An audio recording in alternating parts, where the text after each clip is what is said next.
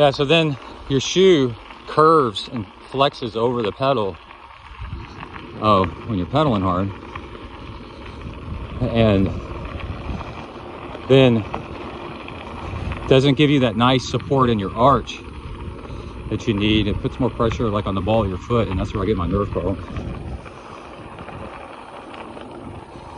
We're on Wade Road, about to take a right-hand turn on the old Highway 6.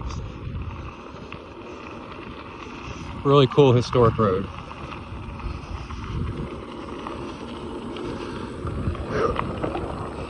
And then after a little bit, we're gonna ride that rowdy road I was telling you about. I haven't ridden in forever because it had some pretty dangerous dogs on it back then. So we're gonna discover a little bit of adventure.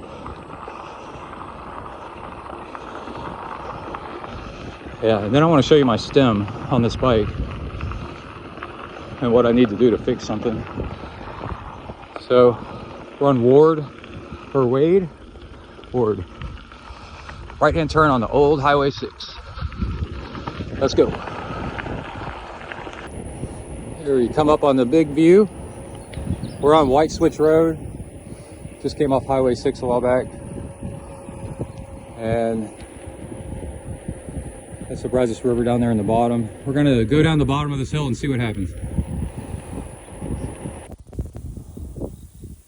All right, we are here at one of the natural crops of Texas, which would be petroleum and petroleum accessories. propane accessories. No, that's crude oil right there. And normally, we got too much wind right here. Normally, we would go that way, all the way to the Brazos River, which is twice past those tree lines, maybe 3 times past that tree line right there. And that's where the water moccasin flew 50 feet in the air and tried to attack my face right over there. The video that's gone viral, almost 200,000 views. And then the road that I'm gonna try, that I haven't ridden in a long time, but now I've got a more capable bike because the road's pretty rough in spots, is Lake Ridge Road, which makes you wonder, how can you have a lake on a ridge? But whatever. And we got to go up, and then we got to go into it, and it's Lake Ridge Estates is the name of the subdivision. But it's all dirt. It's pretty rough in there, and pretty wild ride. So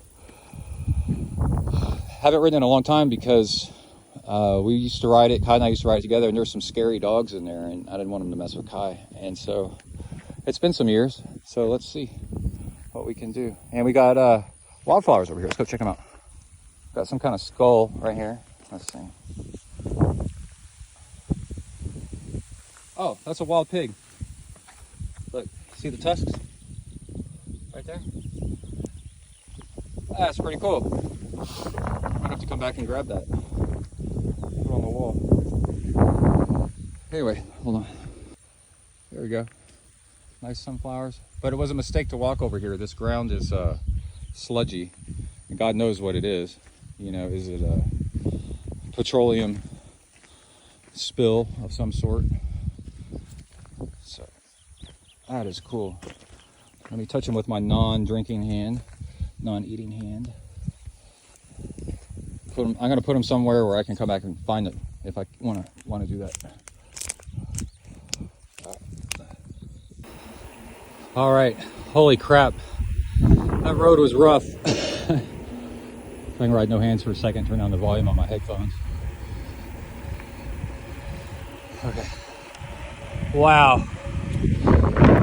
We're getting a little bit of wind noise. I'm gonna try to protect the mic. But man, that section is vertical and rough.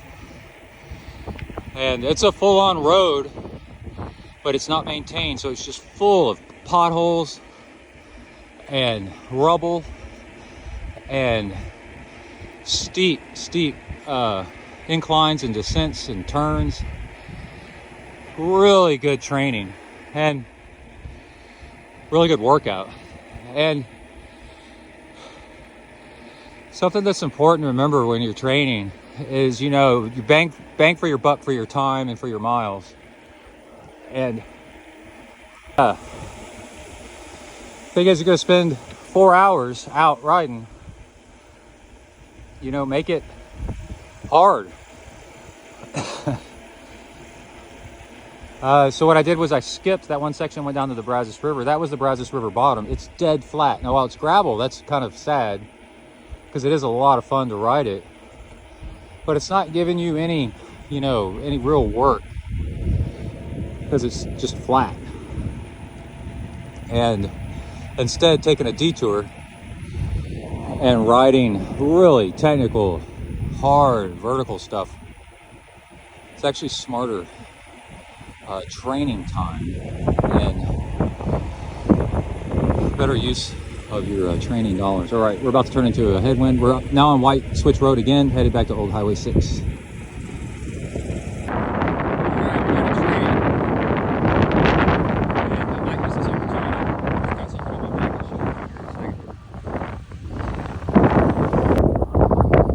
All right, train's gone, but one thing, that's dead flat as well, but I was going into a headwind, as you can probably hear now, which makes it a good workout.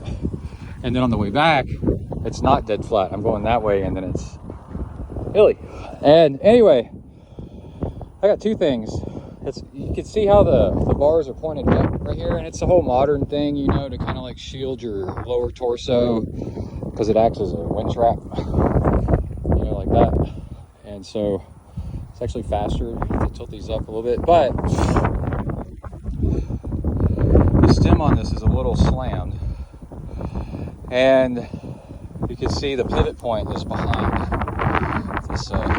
So what I might do is loosen this up, just loosen the bolt here on both sides of it, and then push it back down, and then that'll lift my elbow pads up, because I'm getting a little bit of back pain over time. And, you know, raising this up 1/2 centimeter to 1 centimeter right here, while it may not be as arrow, it may be better on my back. And then I could spend more time, way more time in the arrow position without my back hurting. But then this other thing is really interesting. This stem is a Salsa, and it's Scandium, or Scandium. And it is an awesome stem, but it's kind of long. It's probably a 120, something like that. And notice it's only got 2 bolts, which makes me nervous riding off-road. That's more of a road thing for lightweight. If you're riding off-road, I noticed when I first put these handlebars on, you know, and I'm like cranking away, especially with single speed, you're standing and wrenching on the pedals. Doing gravel, you're wrenching on the handlebars. Only 2 bolts is not as smart as 4 bolts, especially if one of these breaks, then I'm toast. And if I have 4 bolts and one of them breaks, I could probably still kind of get away with it for a little bit. So it's a Salsa Pro Scandium. It's a nice stem, really nice stem, really lightweight, super strong. It's not the stem I'm so much worried about, it's the fact that it's so long, and then it acts as a leverage point against only 2 bolts, which is not very smart. All right, so I think I'm gonna pull out a bike tool and lift this up and see if it helps my back. Okay, what I did was something that I felt like was pretty smart. I just did one and then dropped it about 1 inch lower than the other, and then tightened it down, and then did the second one to match it, and that way I know exactly how far they went down. So look how smart I am. All right, let's go ride. All right, here's Gary's pothole of doom. Let's see what happens. Did they fix it? No, not yet. Still there. But I have a friend that works for TxDOT, and he mentioned it to the road crews, and they said they're gonna come out and fix it, which is so cool. We swim together, and it's so cool to have friends that are gonna do things for each other. All right, let's keep going.